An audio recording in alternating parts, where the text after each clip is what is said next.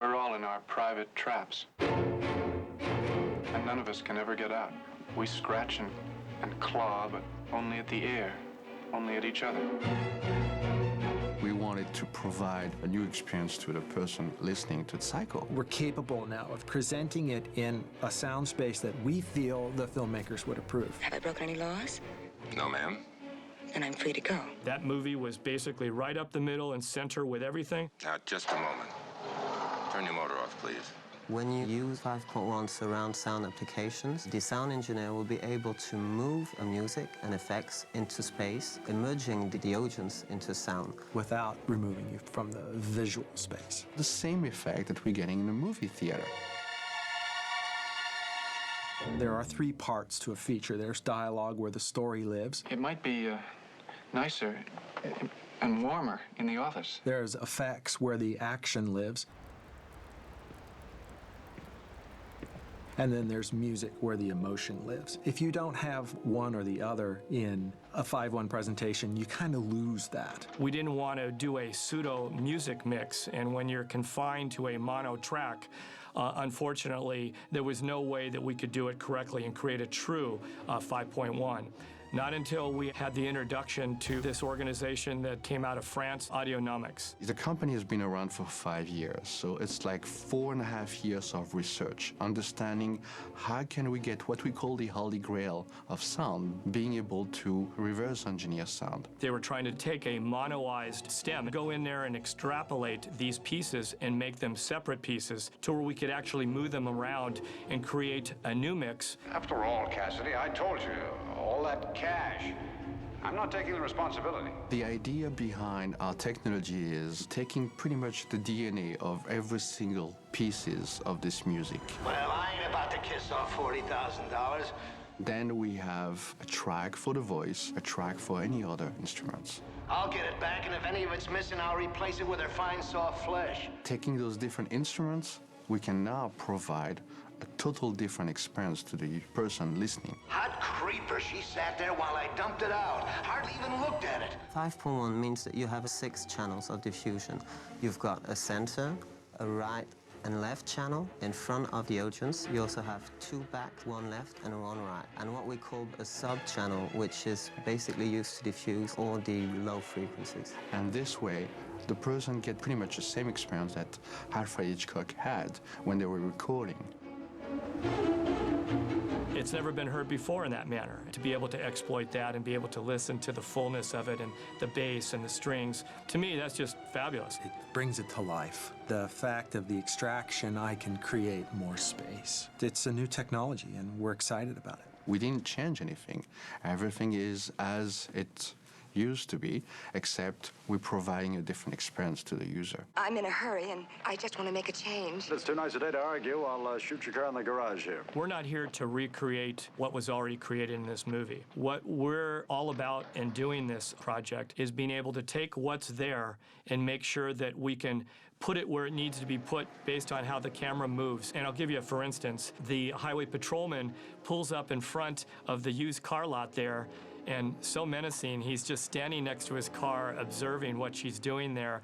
And we see a car come to the right, left to right, and we see another car go from the right to the left. What we want to be able to do is, I want to take that mono track where we actually heard the car, it's in the center, and I want to be able to bring that 57 wagon from the left side to the center where we see the highway patrolman and pass it all the way to the right, and we see the car go off to the right. That's really how we go ahead and construct our new 5.1 effect stem.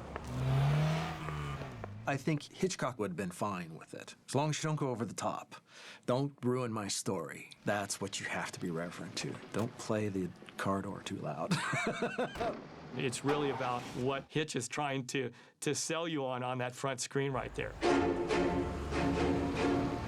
There's a rain scene she drives in. That's a challenge, because it's hard to layer rain. It can sound like what we call white noise or pink noise, which is just a roar, and that's not definitive. You want to hear rain. You want to hear drops hitting the windshield. So that's a separate track unto itself. There's probably 5 or 6 stereo tracks, which means 12 tracks plus mono-specific tracks that are playing at that one time, just to create the sound of rain. And you really feel that weather around this car as she's driving. You actually hear the wet tires of the cars going by.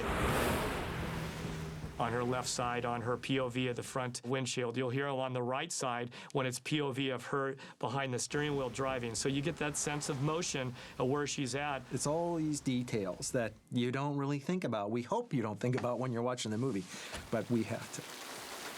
Gee, I'm sorry I didn't hear you in all this rain. The layers on the shower sequence is really about sustaining what's there. We've got a grab and grasp of that shower curtain, and we'll feel that movement as it comes across the shower rod. There's paper that she's unwrapping, the soap. There's water, of course.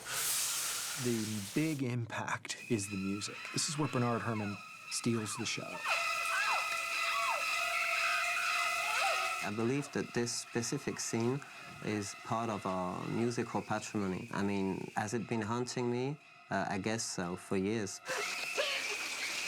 The high strings, there's a couple layers of those playing, and there's cello and then double basses that play at the end. It's just impactful. When I first heard it split out, it scared me. And that was the original intent, so we play that up.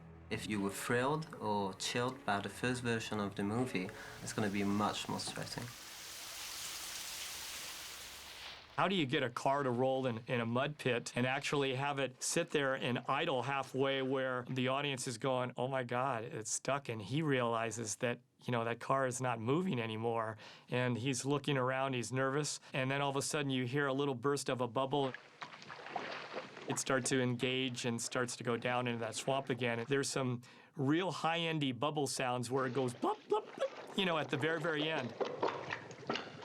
That will remain. You'll just be able to now feel a little bit more because we've got a little bit more around it instead of everything crowded in the middle. You hear the environment of the crickets and a little bit of the swamp sounds in there, and I think it really adds to that overall feeling of what's taking place right there. You have to understand, in the day, they were going in with raw audio and mixing in and mixing out, carrying all the anomalies with them in their final mix. If we're able to take every anomaly out of a movie, it lowers the sound threshold to where we have purity in there. And that's really what we want to try to do. We went so deep into the DNA of the music during this extraction process that we discovered that we could hear birds singing. It happens when the door opens. The only thing we can surmise from that is that back in the day in '59, when they scored this, the scoring stages were big barns. They're very large spaces, and they had very tall ceilings, and they had big doors in front that would open up, and often birds would fly in. You hear the birds.